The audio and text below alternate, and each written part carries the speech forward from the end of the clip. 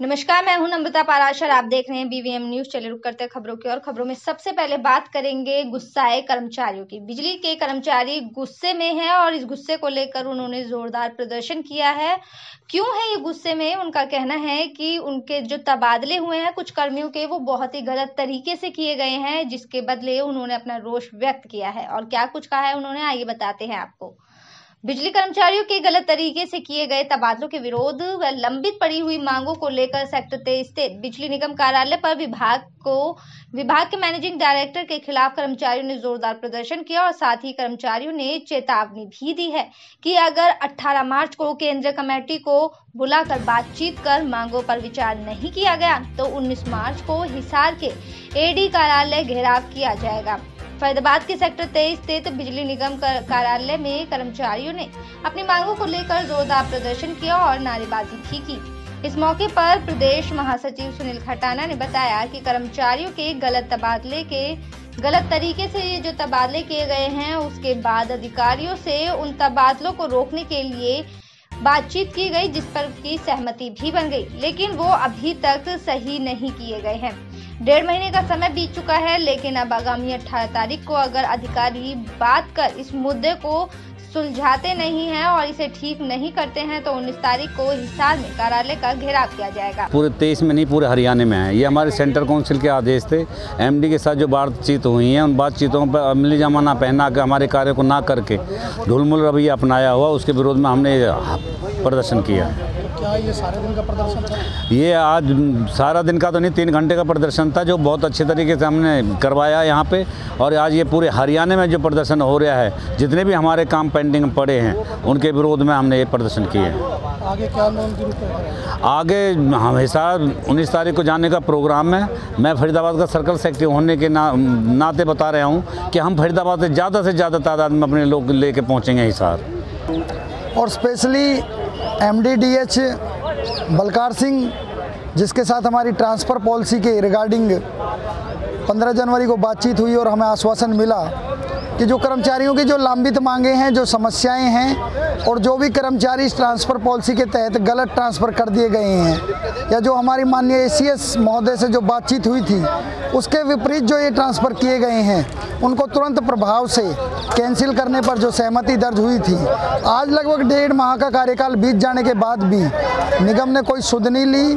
अधिकारियों ने आज तक किसी भी कर्मचारियों के जो लंबित काम हैं उनको गति देने का काम नहीं किया, जिसके विरोध में पूर्व में हमने अपनी 3 तारीख को वार्ता समिति की रोहतक गेस्ट हाउस में मीटिंग की थी और उस मीटिंग में ये निर्णय लिया गया कि पूरे प्रदेश में जो कर्मचारियों के काम लंबित पड़े हैं, अगर कोई अधिकारी उन कामों को नहीं करता है तो उनके विरुद्ध HSCB वर्कर्स यूनियन अपना विरोध प्रदर्शन करेगी। कहीं देश का किसान गुस्से में है तो कहीं कर्मचारी गुस्से में है और अब ग्रामीण भी गुस्से में नजर आ रहे हैं, क्योंकि ग्रामीणों की जो स्टेडियम की दीवार थी वो तोड़ दी गई है और एक बिल्डर ने अपने फायदे के लिए इस दीवार को तोड़ा है, जिसको लेकर ग्रामीणों में रोष बना हुआ है, जिसके चलते ग्रामीणों ने मांग की है। बल्लभगढ़ के SDM कार्यालय पर मुजेड़ी गांव के लोगों ने 6 एकड़ में बनी स्टेडियम की दीवार बिल्डर द्वारा तोड़े जाने को लेकर विरोध प्रदर्शन किया। SDM कार्यालय पर आए गांव के लोगों ने विरोध करते हुए बताया कि गांव में 6 एकड़ पंचायती जमीन पर स्टेडियम की दीवार बनाई गई है, जिसकी दीवार को एक बिल्डर द्वारा तोड़ दिया गया है। गांव के लोगों ने बताया कि स्टेडियम को बनाए जाने का कार्य किया जा रहा था, पर गांव नगर निगम में आने की वजह से उस स्टेडियम का काम रुक गया। वहीं स्टेडियम की 4 दीवारी की तरफ से एक बिल्डर अपनी सोसाइटी बनाना चाहता है और उसका रास्ता स्टेडियम की दीवार की तरफ से निकालना चाहता है।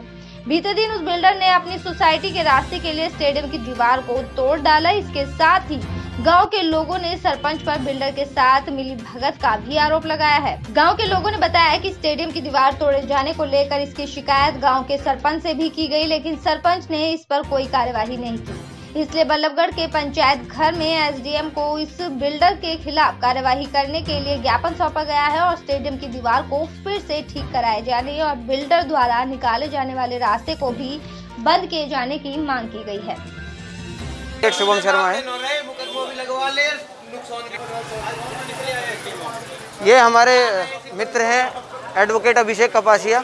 इनकी शिकायत है कि इनके गांव मुजेड़ी में जो स्टेडियम है उसके बीचों बीच एक रास्ता निकालने की कोशिश करी जा रही है, जिसमें बिल्डर की मिलीभगत है और उसके रिगार्डिंग हम कंप्लेंट देने आए हैं। हमने पहले भी एसडीएम मैम को कंप्लेंट दी थी, उन्होंने पैमाइश वगैरह कराई थी, उसमें ये साफ हो गया था कि ये जो ज़मीन है वो पंचायत की ही है। उसमें से जो रास्ता निकाला जा रहा है वो टोटली इलीगल है। स्टेडियम को काफ़ी टाइम हो गया, लगभग 5 साल हो गए। अब हम कार्रवाई चाहते हैं कि स्टेडियम का काम हमारा जल्दी से जल्दी पूरा किया जाए, ताकि यहाँ ये मुजेड़ी के ग्रामवासी जो हैं उसमें खेल सकें, उसमें सारी सुविधा हो सके। उसमें मेरा विनय कुमार भैया, हम यहाँ ना हमारे गांव में 6 एकड़ का स्टेडियम बनाया जा रहा है, उसका कार्य निर्माणाधीन है। एमसीएफ में गांव आने की वजह से उसका कार्य रुका पड़ा है। और संडे को मैंने सुबह देखा, हम सब ग्रामवासी थे साथ में, हमने देखा कि वहाँ प्राइवेट बिल्डर देवेंद्र गुप्ता की साइड में सोसाइटी है, वो स्टेडियम के बीचों बीच से रास्ता निकालना चाहते हैं। वो स्टेडियम की 4 दीवारी को तोड़ने की कोशिश कर रहे थे। जब हमने उन्हें रोका तो वो 8-10 थे, हमसे लड़ने के लिए उतारू हो गए। तो हम इकट्ठे होकर थाना सदर बल्लभगढ़ में पहुंचे हैं, जहां पे हमने उनकी शिकायत लगाई है। तो उन्होंने हमसे, थानेदार जो ड्यूटी इंचार्ज थे, उन्होंने बोला कि मुकदमा दर्ज करूंगा तुम्हारे खिलाफ, तफ्तीश करके तुम खामा लोगों को परेशान करते हो।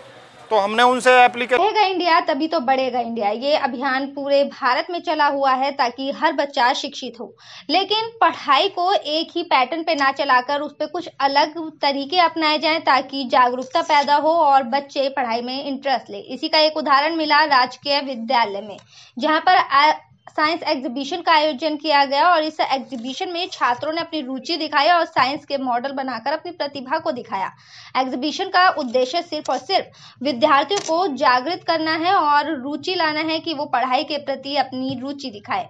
पलवल के राजकीय वरिष्ठ माध्यमिक विद्यालय में विज्ञान प्रदर्शनी का आयोजन किया गया, जिसमें विद्यार्थियों ने साइंस से जुड़े हुए मॉडल बनाकर अपनी प्रतिभा दिखाई और राजकीय वरिष्ठ कन्या माध्यमिक विद्यालय पलवल की छात्रा मीनाक्षी गोयल ने बताया कि उन्हें और सौर ऊर्जा से संचालित सिंचाई विधि को अपना मॉडल बनाया और इसके माध्यम से उसने इसको प्रदर्शित किया है। उन्होंने बताया कि सोलर पैनल के माध्यम से बिजली बनाई जा सकती है और इस बिजली से हम घरों में बिजली के उपकरण को चला सकते हैं। इसके अलावा कृषि के क्षेत्र में फसलों की सिंचाई के काम भी बिजली का प्रयोग किया जा सकता है।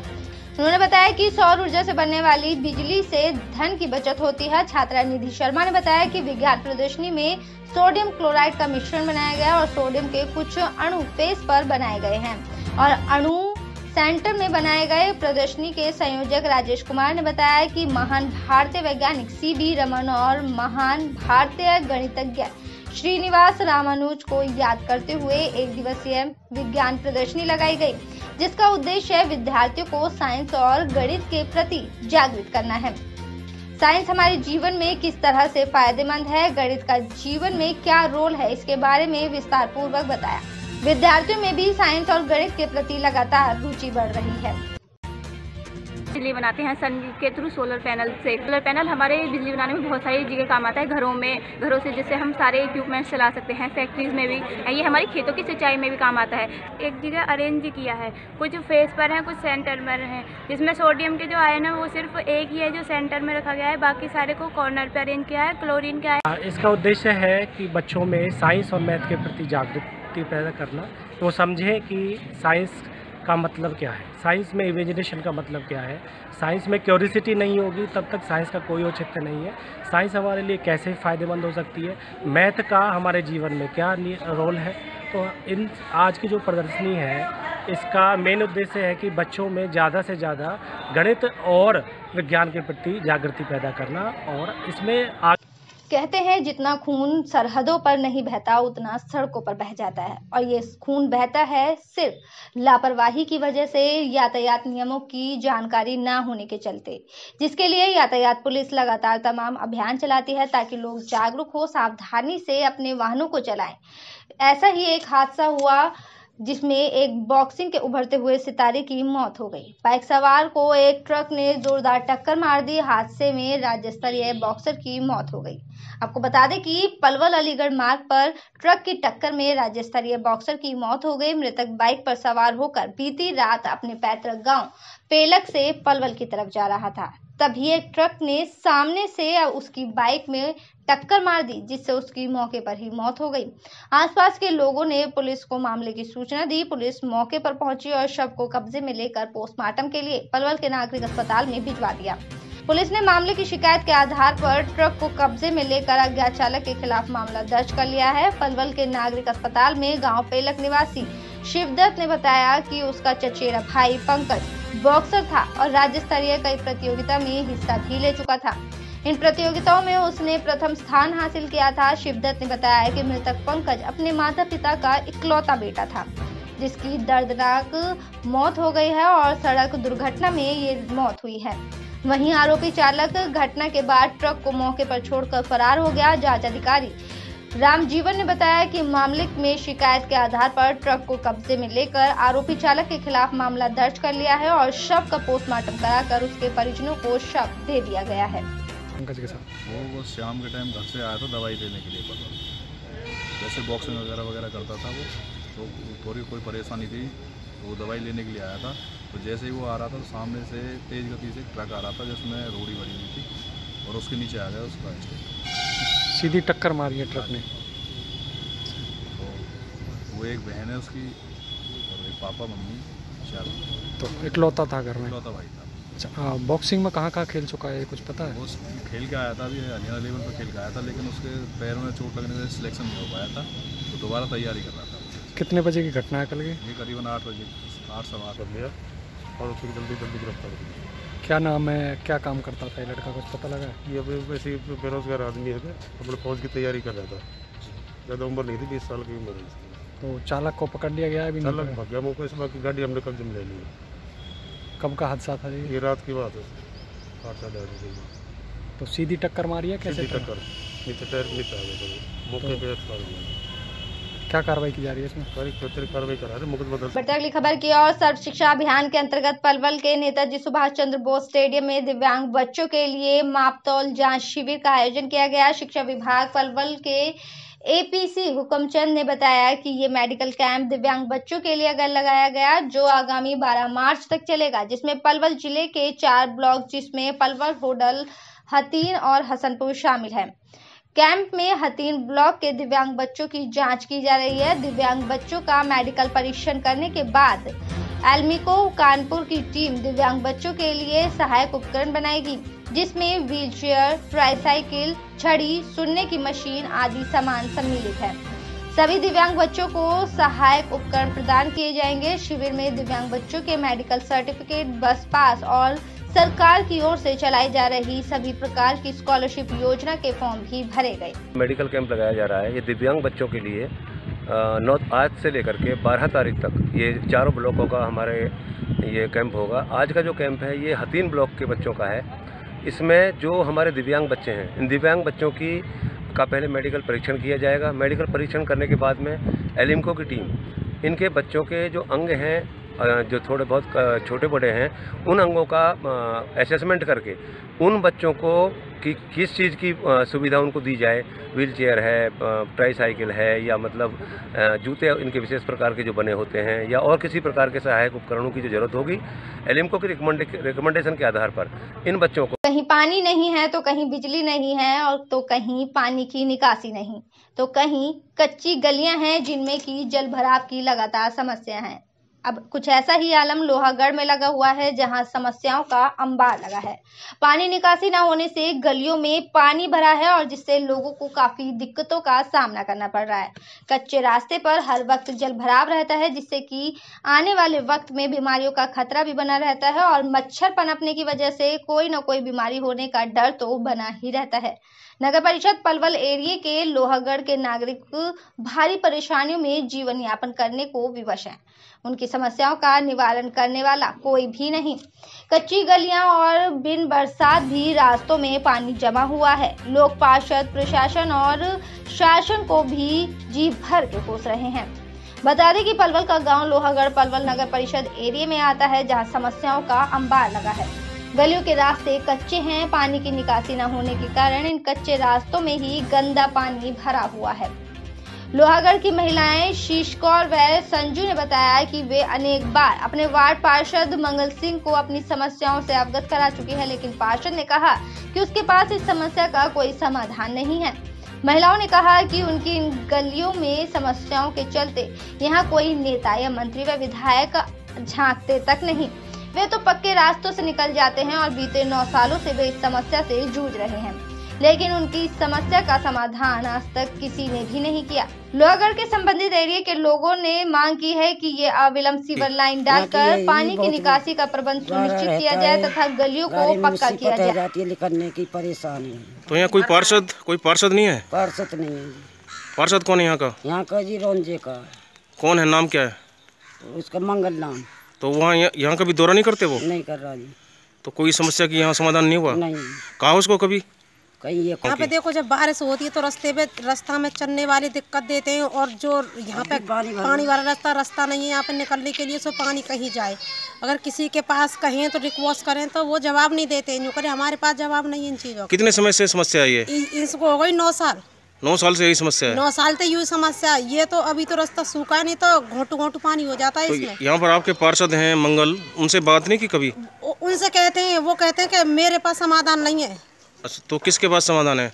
बताते नहीं है। उनसे कई बार रिपोर्ट भी की है, उनसे रिक्वेस्ट भी की, कहते रास्ता बनवा दो, कहते मुझे नहीं पता है। तो यहाँ विधायक भी आते रहते हैं? यहाँ पे कोई भी नहीं आता इस कॉलोनी में, इस रास्ते के वजह से कोई भी नहीं आता। यूँ कह रहे इसकी रास्ता खराब है। आपने पैसे संपत्ति को लेकर 2 गुटों में या 2 लोगों में झड़प भिड़ंत होती देखी होगी, लेकिन अब जो मामला सामने आया है वो छात्रों का सामने आया है। छात्रों के 2 गुटों में भिड़ंत हो गई और ये भिड़ंत पैसों को लेन देन को लेकर हुई। और ये भिड़ंत सिर्फ यही नहीं रुकी, बल्कि ये भिड़ंत झगड़े में तब्दील हो गया और झगड़ा इस कदर बढ़ गया कि छात्रों ने एक दूसरे का सिर तक फोड़ डाला, जिसके चलते उन्हें गंभीर चोटें आई हैं। पैसों के लेन देन को लेकर छात्रों के 2 गुट आपस में बुरी तरह से भिड़ गए। एक छात्र के गुट ने दूसरे छात्र के गुट के 3 छात्रों का ईंट मारकर सर फोड़ दिया।